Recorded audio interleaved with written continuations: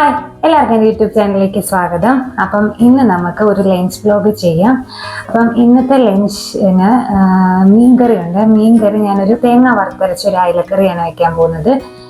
പിന്നെ നമുക്ക് പരിപ്പും ചീരയും കൂടെ ഒരു തോരൻ വയ്ക്കാം. കാരണം ചീര കുറച്ച് അരിഞ്ഞതിരിപ്പുണ്ട്. അപ്പം ഞാൻ വിചാരിച്ചു അത് കുറച്ചേ ഉള്ളൂ, പരിപ്പും കൂടി ഇട്ട് ഒരു പരിപ്പും ചീരയും തോരൻ വയ്ക്കാം.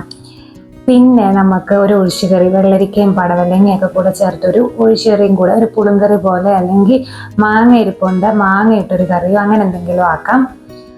പിന്നെ കുറച്ച് കൂമ്പ് തോരൻ ഇരിപ്പുണ്ട്, അതും എടുക്കാം. അപ്പം എല്ലാം കൂടെ ആകുമ്പം ഒരു നല്ലൊരു കോമ്പിനേഷനാണ്. പിന്നെ ഞാൻ അരിയൊക്കെ ഓൾറെഡി വെച്ചു. അപ്പോൾ നമുക്ക് സ്റ്റാർട്ട് ചെയ്യാം. അപ്പം നമുക്ക് മീൻകറിക്ക് വേണ്ടിയിട്ടുള്ള തേങ്ങ ആദ്യം ഒന്ന് വറക്കാം. അപ്പോൾ തേങ്ങ തിരിപ്പുണ്ട്, അത് നമുക്ക് ആദ്യം ഒന്ന് വറുത്തെടുത്തിട്ട് പിന്നെ അത് ആറാനൊക്കെ വെക്കേണ്ടത്, എന്നിട്ട് വേണം അരയ്ക്കാൻ. പിന്നെ അതിൻ്റെ കൂട്ടത്തിൽ തന്നെ നമുക്ക് പരിപ്പും ചീരയും കൂടെ തോരൻ വെക്കുന്നതിൻ്റെ കുറച്ച് പരിപ്പ്, ഒരു പിടി കുറച്ച് പരിപ്പ് മതി, അതൊന്ന് കഴുകി വൃത്തിയാക്കിയിട്ട് നമുക്കതൊന്ന് വേവിക്കാൻ വേണ്ടിയിട്ട് വെക്കണം. അപ്പോൾ ഞാൻ കുക്കറിലൊന്നുമല്ല വേവിക്കുന്നത്. നമുക്ക് പരിപ്പ് നല്ലപോലെ കഴുകിയിട്ട് ഇതുപോലെ ചട്ടിക്കകത്ത് വെച്ചാലും നന്നായിട്ട് വെന്ത് കിട്ടും. അപ്പോൾ അങ്ങനെ നമ്മളിങ്ങനെ കുക്കറിലല്ലാതെ അല്ലാതെ വേവിക്കുമ്പം പാകത്തിന് വെന്തേ കിട്ടും. ഓവറായിട്ട് വെന്ത് ഇതായി പോകത്തില്ല. നമുക്കങ്ങ് ഓവറായിട്ട് വെന്ത് പോകുന്ന പേടിക്കുകയും വേണ്ട. ഈ ചട്ടിയിൽ ഇങ്ങനെ വേവിക്കാൻ വെച്ച് കഴിഞ്ഞാൽ നമുക്ക് തോരനൊക്കെ വെക്കാൻ കൂടുതൽ അതായിരിക്കും നല്ലത്. ഇനി നമുക്ക് മീൻകറിക്ക് വേണ്ടിയിട്ടുള്ള ഒരു തേങ്ങ ഞാൻ മുമ്പേ പറഞ്ഞല്ലോ, അത് നമുക്ക് വറക്കാൻ വേണ്ടിയിട്ട് ഞാൻ ആ മീൻ ചട്ടി തന്നെയാണ് എടുക്കുന്നത്. അതിനകത്തേക്ക് കുറച്ച് തേങ്ങ, ഒത്തിരി തേങ്ങ വേണ്ട, ഒരു 2-3 ടേബിൾ സ്പൂണേ ഞാൻ ചേർത്തിട്ടുള്ളൂ. കണ്ടോ, മീൻകറിക്കൊക്കെ അങ്ങനെ മതി. പിന്നെ അതുപോലെ ഒരുപാട് മൂക്കുകയും വേണ്ട. അപ്പോൾ ആദ്യം അതൊന്ന് ഒരു തുള്ളി, ഒരു ശക്കല ഒരു എണ്ണ ഒഴിക്കണം. എന്നിട്ട് അതിൻ്റെ ഒരു ഈർപ്പം ഒന്ന് വറ്റി കഴിയുമ്പോഴത്തേനും നമുക്ക് ഒരു 3-4 ചെറിയുള്ളി ചേർത്ത് കൊടുക്കാം. എന്നിട്ട് കറിവേപ്പിലയൊക്കെ കൂടെ ചേർത്ത് അതൊന്ന് വറുത്തെടുക്കാം. അപ്പോൾ എൻ്റെ കയ്യിൽ വെള്ളരിക്കയുണ്ട്, പടവലങ്ങയുണ്ട്, മാങ്ങയുണ്ട്. അപ്പോൾ ഇതെല്ലാം കൂടെ നമുക്കൊരു ഒഴിച്ചുകറി ഉണ്ടാക്കാം. തേങ്ങ അരച്ച് നല്ലൊരു ഒഴിച്ചുകറി ഉണ്ടാക്കാം. പിന്നെ ഞാൻ തേങ്ങ ഇവിടെ വറുത്തുകൊണ്ടിരിക്കുകയാണ്. വറുത്തരച്ച് മീൻകറി വെക്കുമ്പോൾ നമ്മുടെ തീയലിന് വറുക്കുന്ന അത്ര ഒന്നും വറക്കേണ്ട ആവശ്യമില്ല. ജസ്റ്റ് ഒന്ന് വറുത്ത് കിട്ടിയാൽ മതി. അങ്ങനെ ഒരുപാട് അങ്ങ് ഡാർക്ക് ബ്രൗൺ ഷെയ്ഡിലൊന്നും ആകേണ്ട കാര്യമില്ല.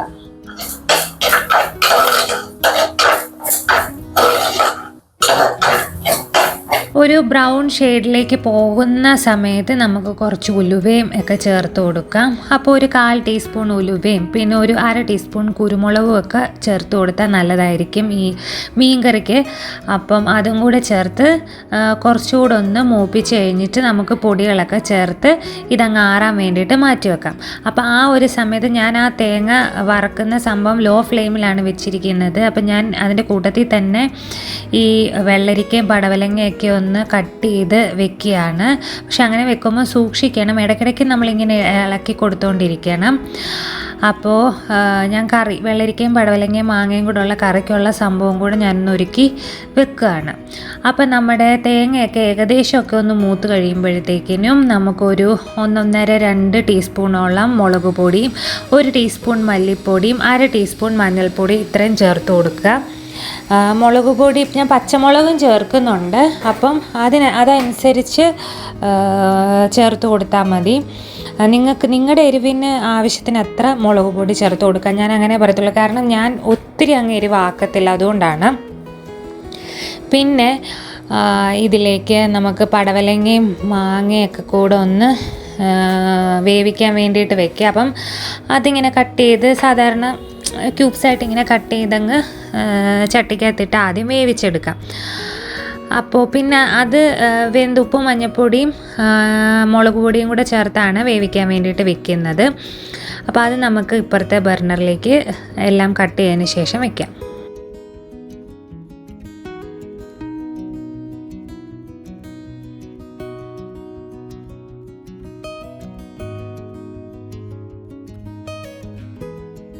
അപ്പം ഞാൻ കുറച്ച് വെള്ളവും കൂടെ ഒഴിച്ച് അത് വേവിക്കാൻ വേണ്ടിയിട്ട് വെച്ചു.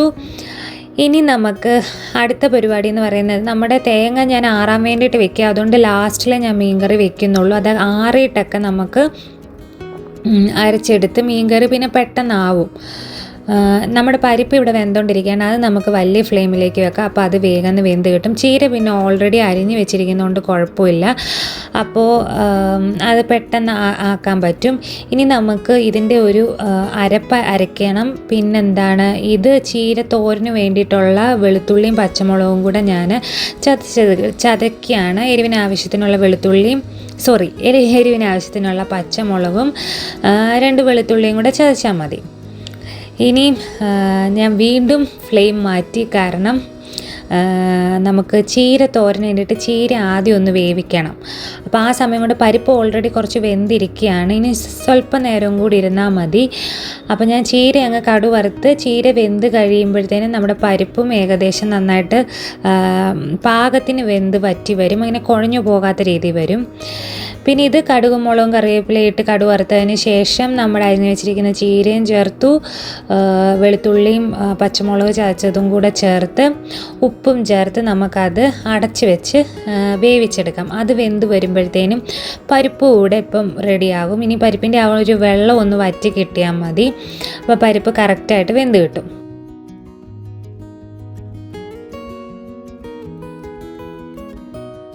അപ്പോൾ തോരന് വേണ്ടിയിട്ടുള്ള തേങ്ങയും കൂടെ അങ്ങ് ചേർത്ത് കൊടുക്കാം. അതും കൂടെ ചേർത്ത് അങ്ങ് അടച്ച് വെച്ച് നമുക്ക് വേവിച്ചെടുക്കാം. അപ്പോൾ അത്രയേ ഉള്ളൂ പരിപാടി. ഈസി ആയിട്ടുള്ള സംഭവമാണ്. കുറച്ച് മഞ്ഞൾപ്പൊടിയും കൂടെ ചേർക്കും. മുളക് പൊടി ഞാനങ്ങനെ ചേർക്കാറില്ല. പച്ചമുളകിൻ്റെ എരിവാണ് മിക്കവാറും ഇവിടെ ഞാൻ ചെയ്യുന്നത്. മുളക് പൊടിയുടെ എരിവ് അങ്ങനെ തോരനുകളിലൊന്നും മെഴുക്കുവരട്ടിക്കൊന്നും ഞാൻ എടുക്കാറില്ല. ഇനി നമുക്ക് ഇതൊരു പകുതി മുക്കാലും വെന്ത് കഴിയുമ്പോഴത്തേക്കിനും നമുക്ക് മാങ്ങ ചേർത്ത് കൊടുക്കണം. ഞാൻ ആദ്യം മാങ്ങ ചേർത്തില്ല, കാരണം മാങ്ങ ഓവറായിട്ട് വെന്തങ്ങ് അലുത്തങ്ങ് പോവും. അപ്പോൾ പുളി കൂടും. അതിന് വേണ്ടിയിട്ട് ഞാൻ പടവലങ്ങയും വെള്ളരിക്കയും വെന്ത് ഒരു പകുതി മുക്കാൽ വെന്ത് കഴിയുമ്പോഴത്തേനും മാങ്ങയും കൂടെ ചേർത്ത് അടച്ച് വെച്ച് വേവിച്ചെടുക്കാം. പിന്നെ ഇത് നമ്മുടെ ചീര ഏകദേശം ഒന്ന് ആവി കയറി ഒരു മുക്കാൽ ഭാഗമായി കഴിയുമ്പം നമ്മുടെ പരിപ്പും കൂടെ ചേർത്ത് അങ്ങ് അടച്ച് വെച്ച് അതും ആവി കയറ്റി എല്ലാം കൂടെ ഒന്ന് യോജിപ്പിച്ചതിന് ശേഷം പിന്നെ തുറന്ന് വെച്ച് നന്നായിട്ട് അങ്ങ് ഡ്രൈ ആക്കി എടുത്തു കഴിഞ്ഞാൽ നമ്മുടെ തോരനും അങ്ങ് റെഡിയാവും. അപ്പം ഞാൻ അടുത്ത ഇതെന്ന് പറയുന്നത് നമ്മുടെ ഇതാണ് മീൻകറി വെക്കാൻ വേണ്ടിയിട്ട് ഞാൻ ആ തേങ്ങ വറുത്ത ആ സെയിം ചട്ടി തന്നെയാണ് എടുത്തിരിക്കുന്നത്. പ്രത്യേകിച്ച് ഞാൻ മാറ്റങ്ങളൊന്നും വരുത്തിയിട്ടില്ല. അതിനകത്ത് ആ കുറച്ച് മുളക് പൊടിയുടെയൊക്കെ ചൂടായതിൻ്റെ ആ ഒരു സംഭവം മാത്രമേ ഉള്ളൂ. അപ്പം ഞാനത് ആറിയതിന് ശേഷം അത് അരച്ചു എടുത്തിട്ടുണ്ട്. ഇനി നമുക്കതിലകത്തേക്ക് എണ്ണ ഒഴിച്ച് ഒന്ന് ചുറ്റിച്ച് കൊടുക്കാം. എന്നിട്ട് അതിലേക്ക് ഇഞ്ചിയും പച്ചമുളകും കൂടെ ചേർത്ത് ചെറുതായിട്ടൊന്ന് വഴറ്റുക. ഉലുവയും പൊടികളും എല്ലാം നമ്മുടെ തേങ്ങയ്ക്കകത്ത് ചേർത്തിട്ടുള്ളത് കൊണ്ട് പ്രത്യേകിച്ച് ഇനിയും പൊടികളൊന്നും ചേർക്കേണ്ട കാര്യമില്ല. ഇഞ്ചിയും പച്ചമുളകും മൂത്ത് കഴിഞ്ഞ് കഴിഞ്ഞാൽ തേങ്ങ നമ്മൾ അരച്ചത്, ഞാൻ വെള്ളം ചേർത്താണ് അരച്ചത്, കാരണം തീയലൊന്നും അല്ലല്ലോ, ഇതിങ്ങനെ ഒരു വറുത്തരച്ച കറി എന്നുള്ളതേ ഉള്ളൂ. അപ്പം അത് ഒത്തിരി അങ്ങ് വല്ലാതെ ഞാൻ വറുത്തിട്ടുമില്ല. അത്ര ഒന്നും ബ്രൗൺ ഷെയ്ഡിൽ തീയലിന് വറുക്കുന്ന പോലെ വറുത്തിട്ടുമില്ല. അതുകൊണ്ട് ഞാൻ വെള്ളം ചേർത്ത് നന്നായിട്ട് അരച്ച് അത് ഞാൻ തിളപ്പിക്കാൻ വേണ്ടിയിട്ട് വെച്ചിരിക്കുകയാണ്. ഉപ്പും ചേർത്തിട്ടുണ്ട്, കുടംപുളിയും ചേർത്തിട്ടുണ്ട്. അപ്പം നമുക്ക് കുറച്ചുകൂടെ വെള്ളം ഒഴിച്ച് ഒന്നുകൂടെ ഒന്ന് തിളപ്പിച്ചെടുക്കാം ആ പടവലങ്ങയൊക്കെ. അപ്പോൾ ഇത് നന്നായിട്ട് തിളച്ച് കഴിയുമ്പോഴത്തേക്കിനും ഇതിലേക്ക് നമുക്ക് അയിലയുടെ പീസസ് ചേർത്ത് കൊടുക്കാം. ഏകദേശം 1/2 കിലോ കാണും. ഒത്തിരി 1/2 കിലോ കിലോ ആണ് ഞാൻ കട്ട് ചെയ്ത ഈ പീസസ്. 1/2 കിലോ ആണ് വാങ്ങിച്ചിരിക്കുന്നത്. അതിനകത്ത് ഞാൻ 3-4 എണ്ണം വറക്കാൻ വേണ്ടിയിട്ട് 3 എണ്ണം അങ്ങോട്ട് 3-4 വറക്കാൻ വേണ്ടിയിട്ട് മാറ്റി വെച്ചിട്ടുണ്ട്. ബാക്കി ഞാൻ കറി വയ്ക്കുക, അങ്ങനെയാണ് എപ്പോഴും ചെയ്യുന്നത്. അപ്പോൾ ഇത് അടച്ച് വെച്ച് ഇനി നന്നായിട്ട് നമുക്ക് വേവിച്ചെടുക്കാം. ഇനി നമുക്ക് അരപ്പിന് വേണ്ടിയിട്ട് ഒരു 1/2 കപ്പ് തേങ്ങ ചിരകിയത്, 2-3 ചെറിയ ഉള്ളി, മഞ്ഞൾപ്പൊടി, മുളക് പൊടി ഇത്രയും ചേർത്ത് നന്നായിട്ട് വെള്ളം ചേർത്ത് അരച്ചതിന് ശേഷം ഇതിനകത്തേക്ക് ചേർത്ത് കൊടുത്ത് ഒന്ന് തിളച്ച് വന്നു കഴിഞ്ഞ് കഴിഞ്ഞാൽ നമ്മുടെ സംഭവം കറി ഇവിടെ റെഡിയാവും. അതിൻ്റെ കൂട്ടത്തിൽ നമ്മുടെ മീൻകറി ഇവിടെ നന്നായിട്ട് തിളച്ച് വന്നിട്ടുണ്ട്. ഇതങ്ങ് ഒത്തിരി വറ്റിക്കേണ്ട കാര്യമില്ല, കാരണം നമ്മുടെ മുളകിട്ട കറി പോലെ, കാരണം തേങ്ങ ചേർത്തിട്ടുള്ള ആയതുകൊണ്ട് ആറി കഴിയുമ്പോഴത്തേനും ഇത് കുറുകും. അതുകൊണ്ട് ഒത്തിരി അങ്ങ് വറ്റിക്കേണ്ട കാര്യമില്ല. ഇനിയും നമ്മുടെ കറിക്ക് വേണ്ടിയിട്ട് കടുക്, മുളക്, കറിവേപ്പില, കുഞ്ഞുള്ളി ഇത്രയും ചേർത്താണ് ഞാൻ താളിച്ചിടുന്നത്. അപ്പോൾ അതും കൂടെ ചേർത്ത് താളിച്ചിട്ട് കഴിഞ്ഞാൽ നമ്മുടെ കറി ഇവിടെ റെഡിയായി.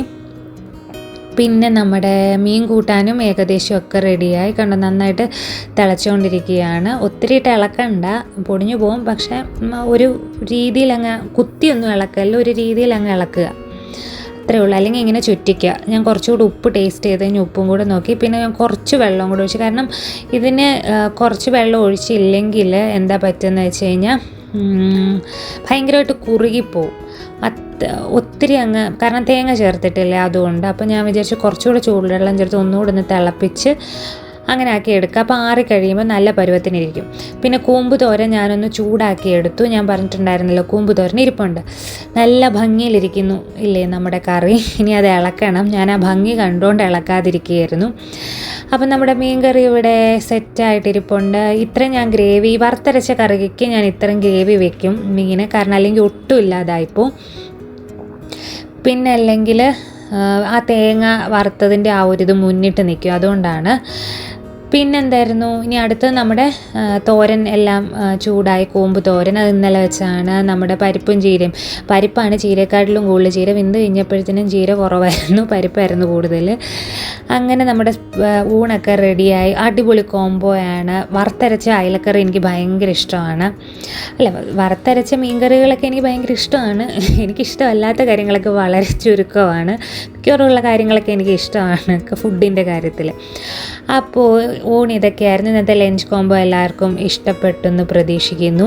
അപ്പോൾ ഇഷ്ടപ്പെട്ടെങ്കിൽ വീഡിയോ ഒന്ന് ലൈക്ക് ചെയ്യണം, ഒന്ന് സബ്സ്ക്രൈബ് ചെയ്യണം. പിന്നെ പറ്റുവാണെങ്കിൽ വീഡിയോസ് ഇനിയും എൻ്റെ കാണാൻ താല്പര്യമുണ്ടെങ്കിൽ ആ ബെല്ലൈക്കൺ ഒന്ന് അമർത്തണം. അപ്പോൾ നിങ്ങൾക്ക് നോട്ടിഫിക്കേഷൻസ് ഒക്കെ കിട്ടും. അപ്പം ഞാനിവിടെ വൈൻഡപ്പ് ചെയ്യാണ്. Thank you so much.